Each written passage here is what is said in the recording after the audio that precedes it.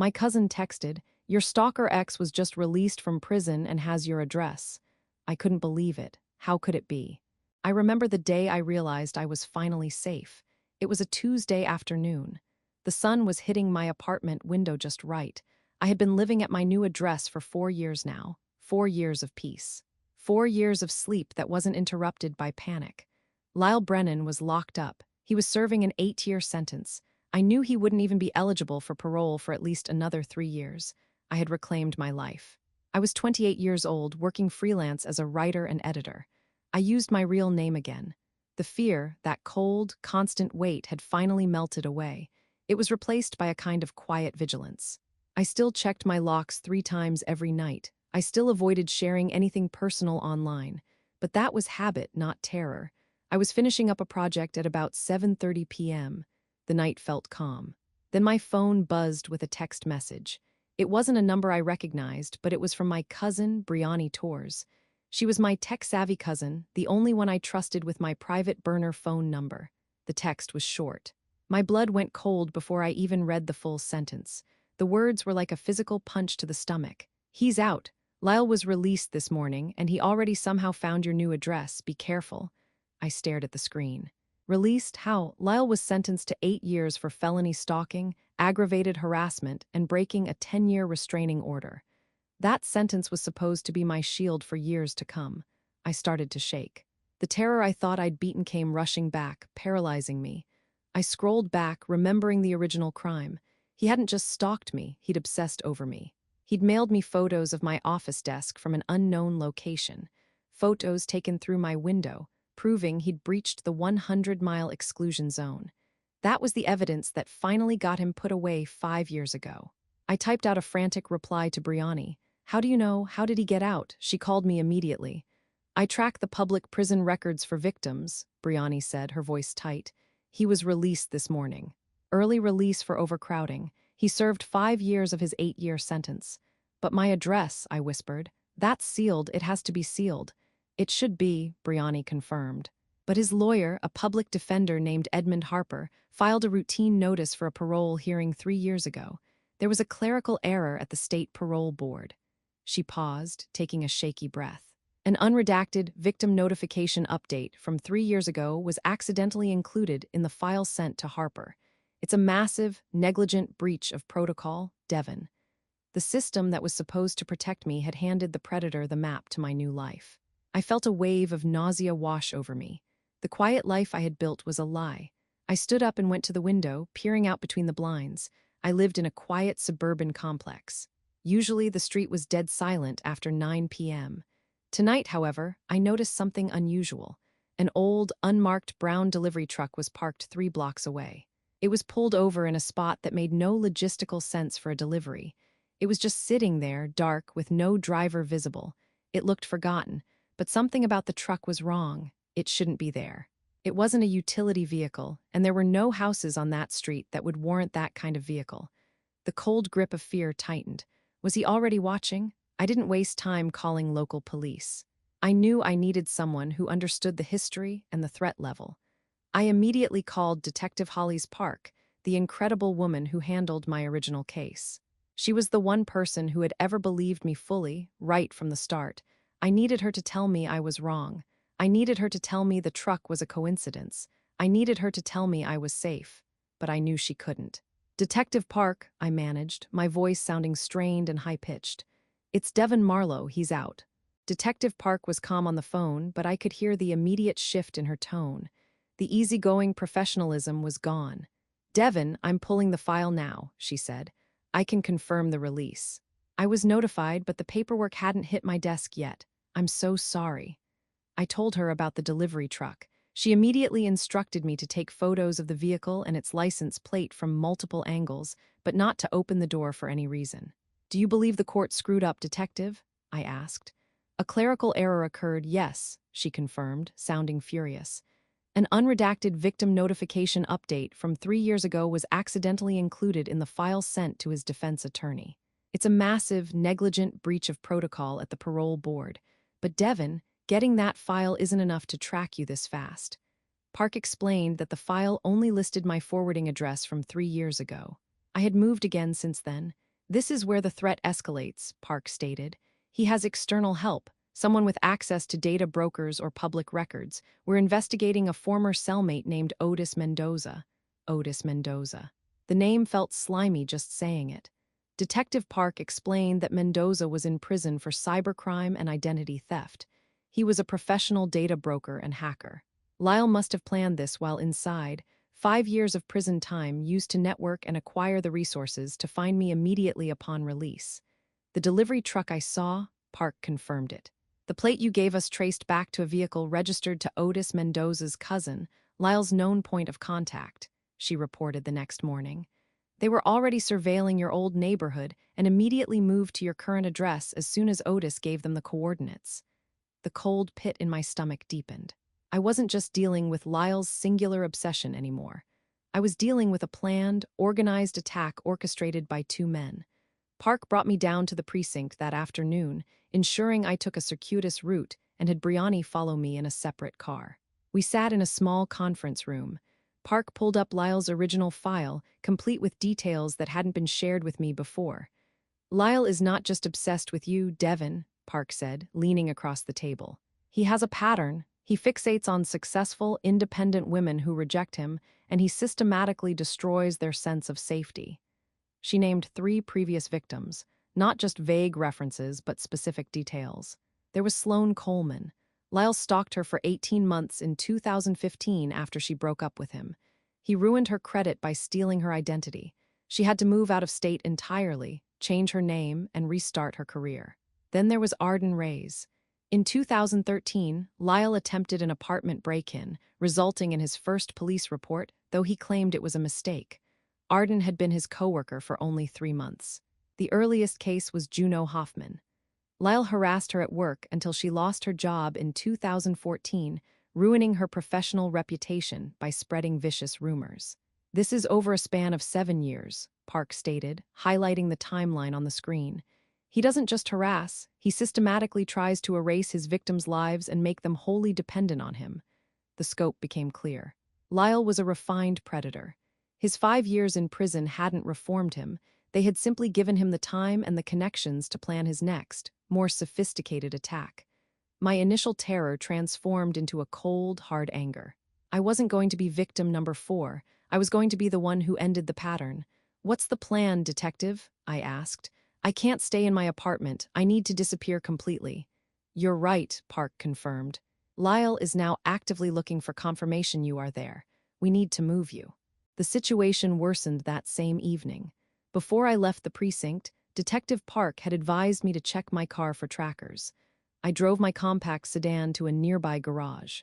I paid the mechanic, a quiet man named Sam, $50 to put the vehicle on the lift and check every nook and cranny. He found it taped high up on the passenger side of the fender, behind the wheel well. A small, black square device. A GPS tracker. My hands were shaking as I held the proof. Lyle wasn't just checking public records, he was actively monitoring my movement in real time. This confirmed his sophistication. He must have placed it while I was sleeping, or when I was distracted inside the grocery store. I immediately drove the tracker back to Detective Park. She confirmed it was a commercial model, easy to acquire online. "This is good evidence," she noted, placing the device in an evidence bag marked case file 147B. It shows active, targeted surveillance since his release. Park initiated the emergency relocation plan. I couldn't go to family, that would put them in danger. She arranged for me to stay in a secure facility, a women's shelter 80 miles away, specifically chosen for its anonymity and confidentiality. I took only one small bag. A laptop, a few clothes, and my security phone. I drove the 80 miles under the cover of a rainy night, constantly checking my rearview mirror, imagining the brown delivery truck following me the whole way. The shelter was clean, secured by steel doors, and protected by code entry on every floor. I was assigned room 106 and given the alias Mia Voss. The staff drilled me on not using my real name for any reason. I felt a slight return of safety, a brief moment of relief that lasted exactly 48 hours. On Friday morning, I found a small, padded envelope taped to the front of the main bulletin board, hidden behind a poster for a support group. There was no name on the front. I tore it open, my stomach dropping. Inside was a thumb drive. I immediately called Detective Park, who was horrified. How had a package been delivered inside a confidential facility? I plugged the drive into my highly secured laptop, carefully following Brianni's instructions on isolating the network connection. The drive contained a single file, a chilling, unlisted text message. The message wasn't addressed to me, but the content was personalized. It contained a photo of the bulletin board where the drive had been found. The message read, "Can't hide from business, Mia." It confirmed three horrifying things. One, he knew I was here. Two, he knew my alias, Mia Voss. Three, he had someone on the inside or he had breached the security system, proving the shelter wasn't safe. My heart hammered against my ribs. Lyle wasn't just resourceful. He was systematically tearing down every single measure I took to protect myself. I was back at zero. The stalker's sophistication had increased dramatically. This wasn't the work of a single, angry man. This was the result of a planned, two-person operation using high-level cyber resources. I realized I couldn't run anymore. The only way to stop the bleed was to cut off the source. I had to end this. I sat in the secure room at the shelter, the picture of the bulletin board flashing on the screen. The realization that Otis Mendoza, Lyle's accomplice, was the key felt like the only anchor I had left. Detective Park arrived 3 hours later. She hadn't slept. She was furious that a facility designed to protect victims had been compromised. She had already started investigating the delivery route and the internal systems. "We have a major revelation," Park stated, her jaw tight. "Lyle isn't waiting. He's working at a fast food restaurant just 3 blocks from this shelter." I felt a fresh wave of sick dread. "He took that job because he knew I was here," Park shook her head. "No, we checked the dates. He took the job 3 weeks ago, probably to stay near your old neighborhood, a place he knew you used to frequent. He was positioning himself near what he thought was familiar territory." She explained the sequence of events. Lyle got the job first, likely as a cover or simple income source.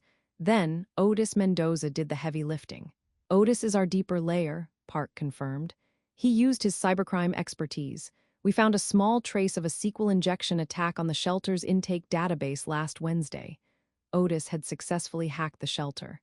He had stolen the registration data, including my alias, Mia Voss, and the exact room number, room 106.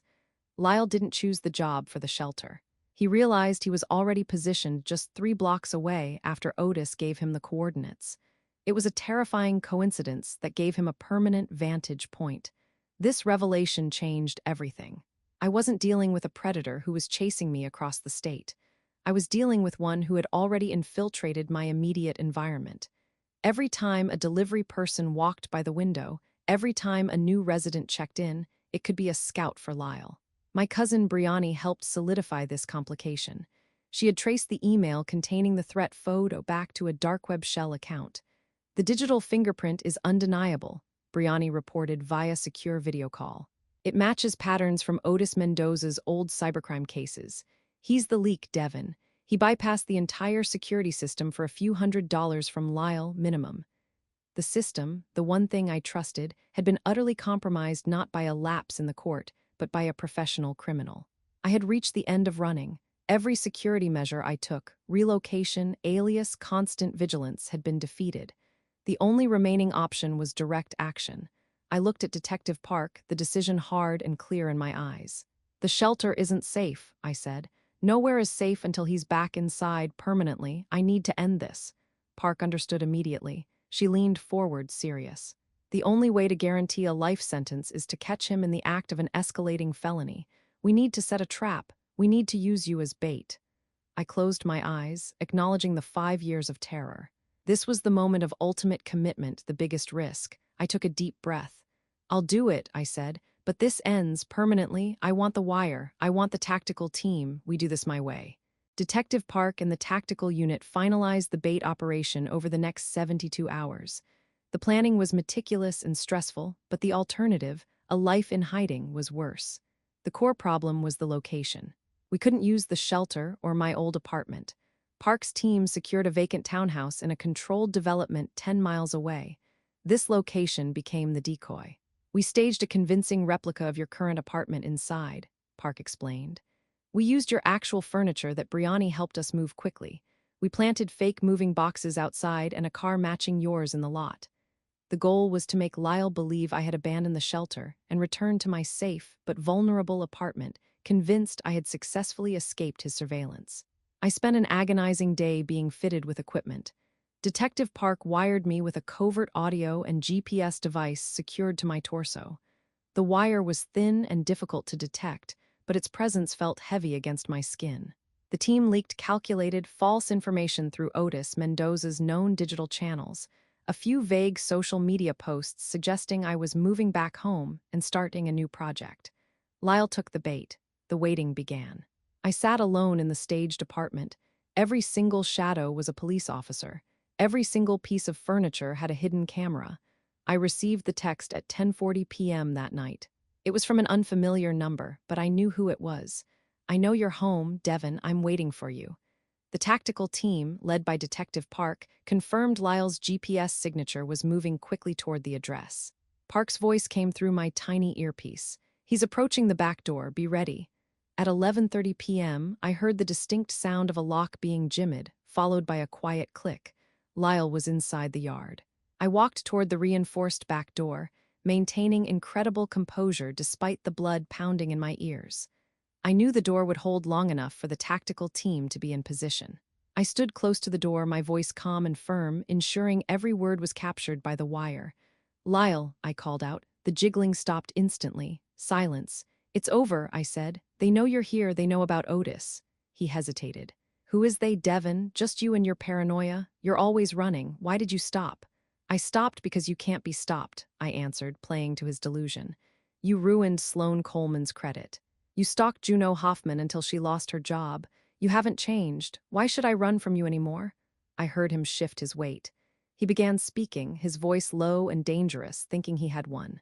"We are meant to be together, Devon. You just don't know it yet. I only wanted to help you. Ellis was going to cost me $80 million. The $3 million insurance was pocket change." Wait, I froze. Lyle's words cut through the tension and made no sense. "Ellis, $3 million insurance." Park's voice was frantic in my earpiece. "Devon, he's talking nonsense. Focus on the confession." "You got out of prison for stalking," I countered, trying to pull him back to reality. "What are you talking about, money?" "It's always about money," Lyle hissed. "But you're different, you're mine." He started to kick the reinforced door, the wood beginning to splinter. The immediate crisis was escalating too fast. "Tactical go," Detective Park shouted into my earpiece. Before Lyle could breach the door, the tactical team swarmed the yard. Floodlights snapped on. Lyle was tackled to the ground immediately, shouting and struggling. He was subdued and arrested within 45 seconds. Later, they found extensive planning materials in his car, confirming he intended to take me that night. They also found a concealed hunting knife. The immediate crisis was resolved. Lyle Brennan was back in custody, but his strange, out-of-place confession about millions of dollars and someone named Ellis echoed in my mind. The next 18 months were dominated by the slow, grinding process of the legal system. Lyle Brennan's arrest was the climax of the fear, but the trial was the necessary, exhausting anticlimax of justice. Detective Park and her team, along with the district attorney, built an airtight case. The wiretap recording from the decoy apartment was the core piece of evidence. Lyle's voice, clear and cold, confessing his obsessive patterns and intent to kidnap me, sealed his fate. The trial for Lyle Brennan lasted 8 weeks in federal court, involving both state and federal stalking statutes due to the crossing of state lines and the use of the dark web. I had to testify. It was agonizing but necessary. I looked Lyle directly in the eye, recounting the 5 years of terror, the constant vigilance, and the systematic destruction of my life. I wasn't alone. Sloane Coleman, Arden Reyes, and Juno Hoffman, Lyle's previous 3 victims, also testified.